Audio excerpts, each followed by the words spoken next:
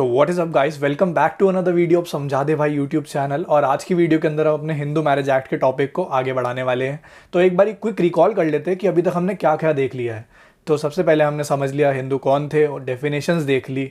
उसके बाद हमने ओवरराइडिंग इफेक्ट समझ लिया। उसके बाद हमने कंडीशंस देख ली हिंदू मैरिज की, भाई शादी में कंडीशंस क्या क्या देखी जानी चाहिए, वो सारी कंडीशन समझ ली। फिर उसके बाद शादी का टाइम आ गया तो हमने शादी में सेरेमनीज़ क्या क्या होती हैं ये देख ली। उसके बाद हमने देखा कि मैरिज रजिस्टर कैसे करानी चाहिए, क्योंकि भाई क्या प्रूफ है तुमने शादी करी है, क्या प्रूफ है तुम हस्बैंड वाइफ हो, तो उसके लिए रजिस्ट्रेशन ज़रूरी थी। तो हमने रजिस्ट्रेशन कैसे होगी, कहाँ पे होगी, ये सब चीज़ें देख ली। अब इसके बाद क्या होगा, सब कुछ बढ़िया तरीके से तो हो गया। अब इसके बाद शुरू होंगे कॉन्सिक्वेंसेस। तो ये जो हमारा स्ट्रगल का जो पाथ है ये स्टार्ट हो जाता है सेक्शन 9 से, क्योंकि सेक्शन 9 हमें एक रेमेडी के बारे में बताता है। तो सेक्शन 9 को आपको एक्सप्लेन करने से पहले मैं एक बारी बता देता हूँ कि इसके अंदर रेमेडी किस चीज़ की प्रोवाइड करी गई है। तो अब सपोज़ करो एक हस्बैंड और वाइफ हैं, वो दोनों साथ रह रहे हैं और सब कुछ बढ़िया चल रहा है, हस्बैंड बहुत अच्छा है, वाइफ भी बहुत अच्छी है, सब बढ़िया है, दोनों के बीच में कोई लड़ाई नहीं हो रही, सारी सेरेमनीज़ अच्छे से फॉलो हुई थी, कंडीशन सारी सही थी मैरिज की, सब बढ़िया तरीके से है, ठीक है ना। उसके बाद वाइफ या हस्बैंड में से दोनों में से कोई एक दूसरे पार्टनर को छोड़ के चला जाता है। अब मान लो कि वाइफ हस्बैंड को छोड़ के चली गई या हस्बैंड वाइफ को छोड़ के चला गया, कहीं और रहने लगा, अलग रहने लग गया। हम इस केस के अंदर एग्जाम्पल के अंदर ये मान लेते हैं कि वाइफ हस्बैंड को छोड़ के चली गई फॉर बेटर अंडरस्टैंडिंग। तो उसके बाद अब हस्बैंड क्या करे, वो तो बेचारा गलत भी नहीं है ना, वो क्या कर सकता है, उसके पास क्या रेमेडी है, वो कहाँ पे रेमेडी क्लेम करेगा। तो सेक्शन 9 हमें इसी के बारे में बताता है, क्योंकि सेक्शन 9 बात करता है रेस्टिट्यूशन ऑफ कॉन्जुगल राइट्स के बारे में। अब restitution of conjugal right section के अंदर हमें क्या बताया गया, एक बार ये देख लेते हैं। मैं फिर से वही बोलूँगा, भगवान नहीं हूँ, देख के बताना पड़ता है मुझे भी section. So according to section 9, when either the husband or the wife without any reasonable excuse withdrawn from the society of the other, इसका मतलब क्या है कि या तो हस्बैंड या फिर wife without any reasonable excuse, बिना किसी रीजनेबल कारण के दूसरे की सोसाइटी को छोड़ के चली जाए।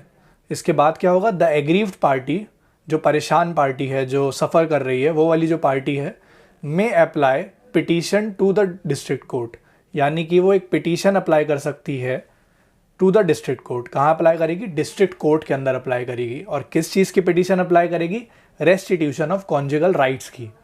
And the court on being satisfied with the statements made in such petition, यानी कि जो कोर्ट है अगर वो सेटिस्फाइड होती है स्टेटमेंट से जो कि पिटीशन के अंदर बताई गई हैं, तो कोर्ट क्या कर सकती है, डिक्री पास कर सकती है रेस्टिट्यूशन ऑफ कॉन्जुगल राइट्स के लिए।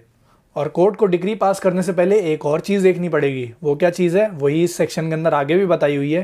And there is no legal ground why the application should not be granted, यानी कि ऐसा कोई लीगल ग्राउंड नहीं होना चाहिए जिसकी वजह से एप्लीकेशन ग्रांट नहीं करी जानी चाहिए। अगर ये दोनों सिचुएशन सेटिस्फाइड हैं तो जो कोर्ट है वो डिक्री कर सकती है रेस्टिट्यूशन ऑफ कॉन्जुगल राइट्स के लिए। अब यहाँ पे मैं आपको कंटेंट्स बताता हूँ इसके अंदर क्या क्या है, आप खुद सोच के देखो यहाँ पे कंटेंट्स क्या क्या ज़रूरी हैं इस डिक्री को लगाने के लिए। सबसे पहले तो दो पार्टीज़ का होना ज़रूरी है, और वो दो पार्टीज़ कौन होनी चाहिए, वो दो पार्टीज़ मैरिड होनी चाहिए, हस्बैंड और वाइफ होने चाहिए। तीसरा क्या ज़रूरी है, जो एक पार्टी है उन दोनों में से वो दूसरी पार्टी को विदाउट एनी रीजनेबल ग्राउंड छोड़ के चली गई हो, तब ये आप लगा सकते हो।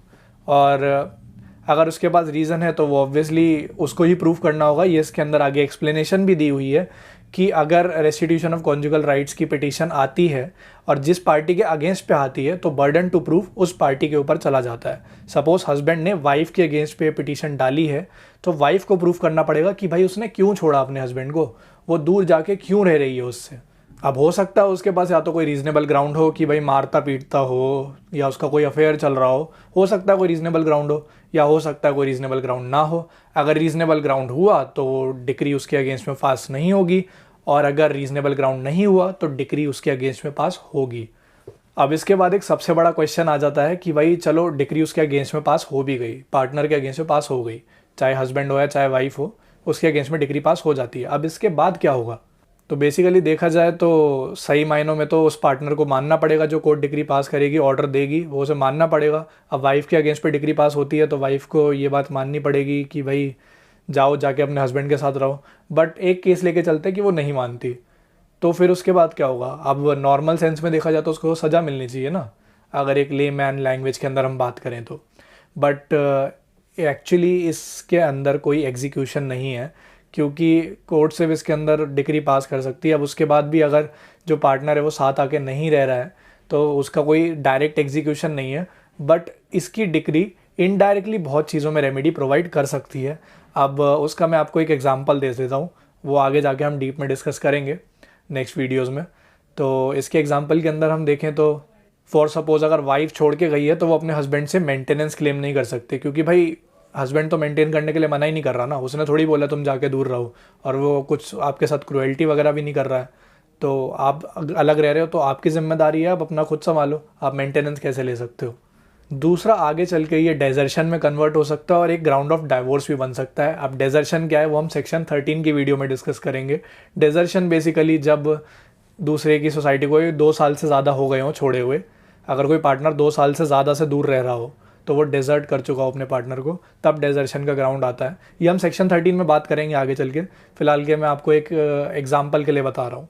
और इसके बाद थर्ड रेमेडी बनती है कि आप उस वाले इंसान पे कंटेम्प्ट ऑफ कोर्ट लगा सकते हो, और डायरेक्टली तो मतलब मैंने आपको बता ही दिया कोई रेमेडी है ही नहीं। तो ये 3 है जो इनडायरेक्ट रेमेडीज़ आप क्लेम कर सकते हो एक तरीके से। सो आई होप आपको रेस्टिट्यूशन ऑफ कॉन्जुगल राइट्स समझ आ गया हो, एंड वीडियो अच्छी लगी हो तो प्लीज़ इस वीडियो को लाइक कर देना, और अपने दोस्तों के साथ, अपने पार्टनर्स के साथ, अपने क्लासमेट्स के साथ, सबके साथ शेयर कर दो यार इस वीडियो को, क्योंकि उनको भी तो समझना ज़रूरी है ना। एंड बाकी सब्सक्राइब कर दो इस चैनल को, क्योंकि यार we want some really fast growth. And बाकी मैं मिलता हूँ आपसे नेक्स्ट वीडियो में, तब तक के लिए गुड बाय।